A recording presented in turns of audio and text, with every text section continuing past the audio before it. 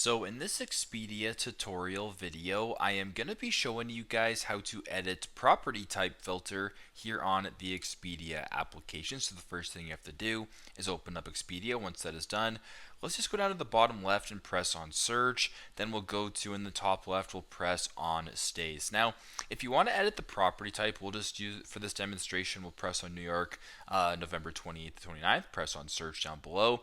Now, if you want to change the property type, it's super simple. Where it says popular, price, guest rating, etc., I want you to go ahead and press on the far left here to get up to the filters or the sort and filters section.